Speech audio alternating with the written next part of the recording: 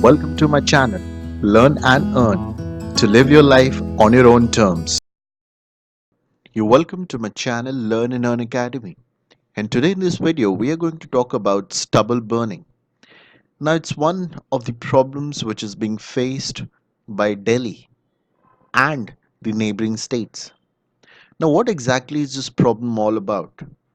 What are the repercussions of this problem? How we can prevent this problem? And what are the solutions for the future? We are going to talk all that in this video. This video is going to be a comprehensive video which will cover all these aspects. So let us first start. What is stubble burning?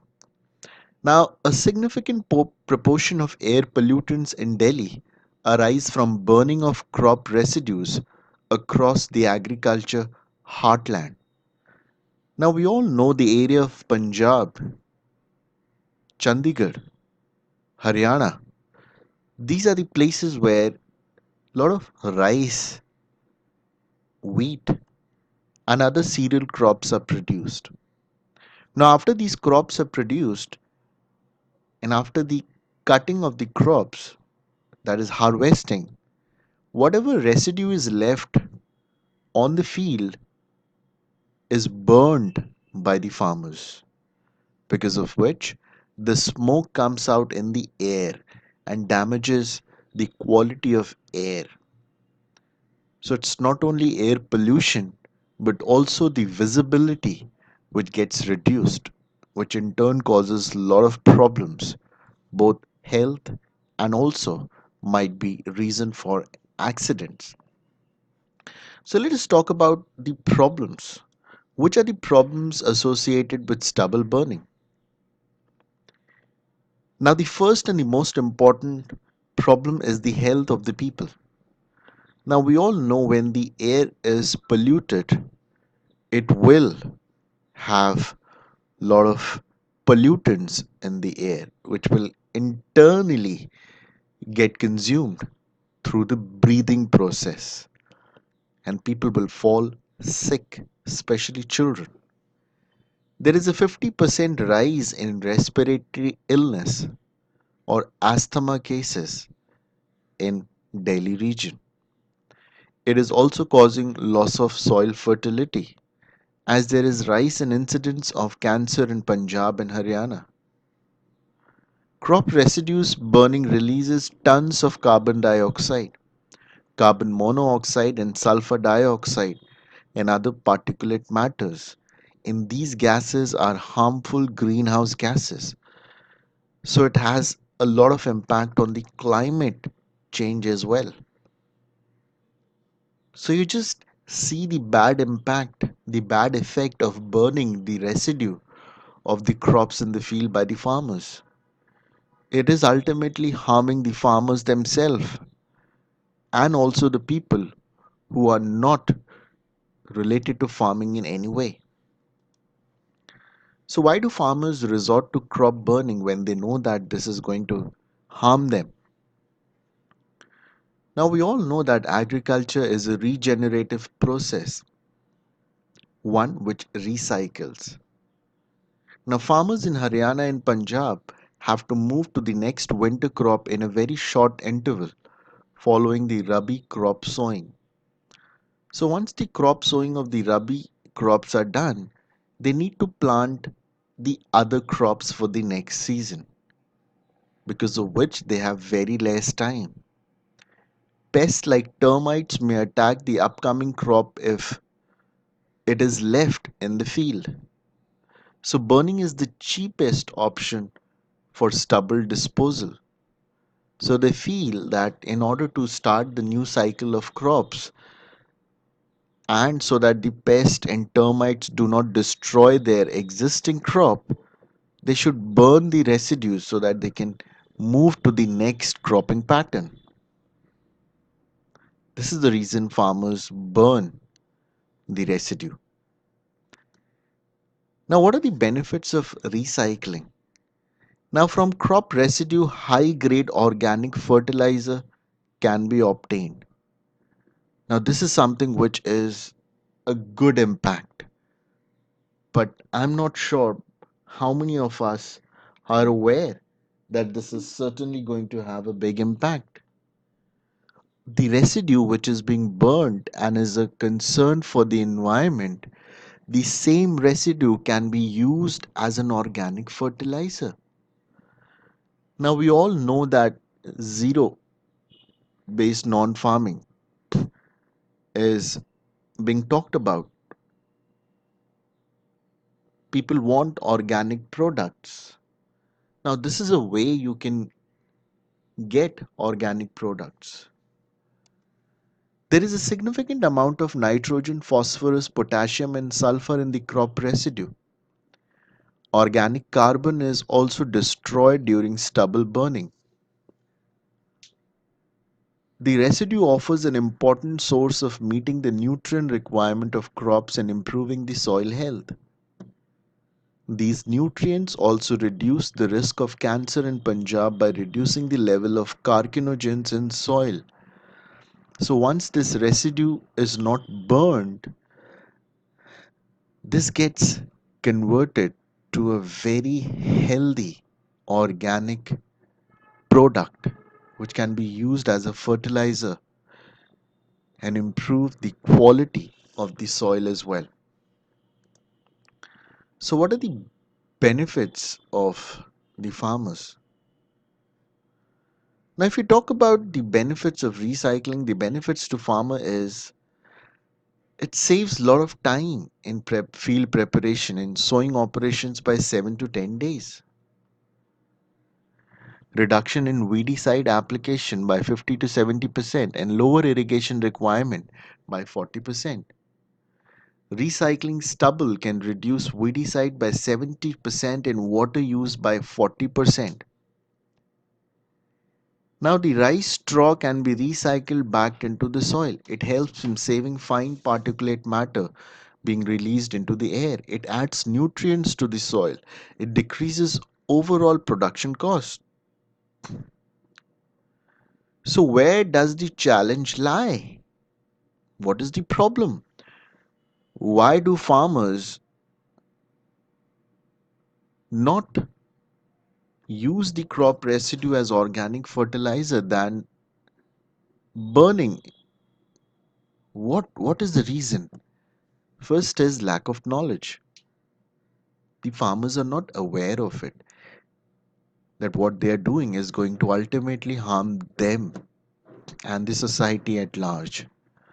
Second is lack of clarity among farmers about the cost versus potential benefits of alternate approaches. They feel that burning the crop residue will save a lot of money, but they do not know that the same crop residue which they are burning can be used as an organic fertilizer for the next cropping season. Third is lack of real time support and hand holding of taking action specific to their terrain or soil conditions. Fourth is lack of farmer advisory services to provide the right knowledge inputs at the right time.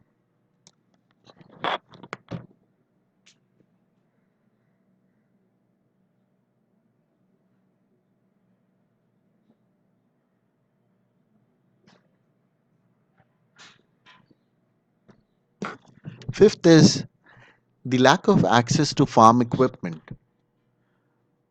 for straw management, which is also a major hindrance. The farmers do not have the resources, the farmers do not know how to do it, how to convert the farm residue to organic fertilizer. So, how this issue can be addressed? First is through effective communication and outreach to farmers. The government, the community needs to communicate with the farmers.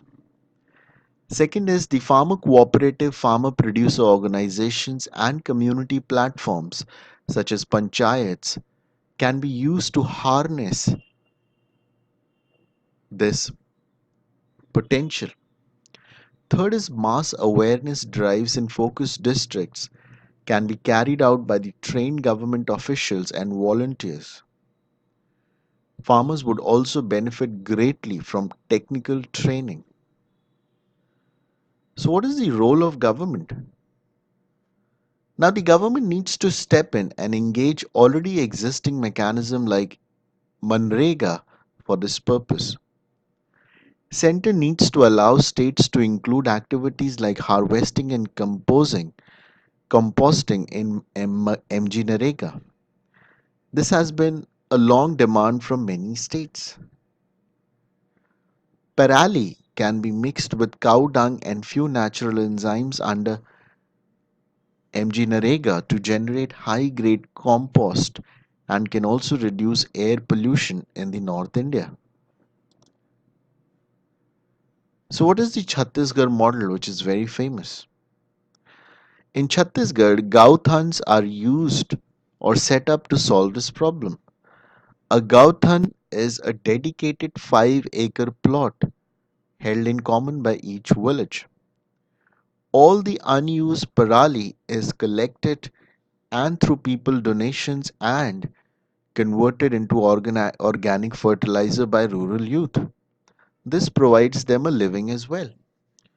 So in Chhattisgarh, there is a common 5-acre land which is called Gauthan.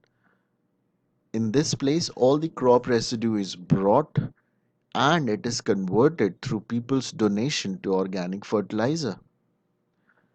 Now, government supports the transportation of parali from the farm to the nearest Gauthan because transportation is one of the important factors why farmers burn the crop residue. Who will pay for the transportation? So, government needs to step in and help the farmers by giving the transportation cost.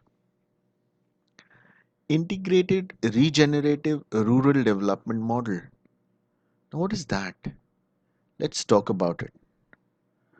Now, this involves rivulet regeneration, cattle conservation, composting, kitchen garden through a participatory process using MG Nareka. Now, the first is agriculture mechanization. The government's launched a scheme for agriculture mechanization in 2018. The scheme provides a subsidy for the purchase of required machinery such as happy seeders, zero till mulcher, etc. The subsidy scheme should be extended beyond 2020 to build the mass use of mechanization.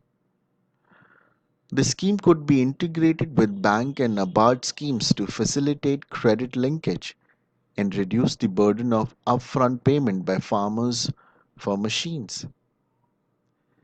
The subsidy scheme must also include all recommended machines, giving farmers various options depending upon the practice they prefer to adopt. Now, what is super straw management system? Super straw management system fitted combines ensures that any loose straw thrown also gets cut and evenly spread on the field and plant wheat.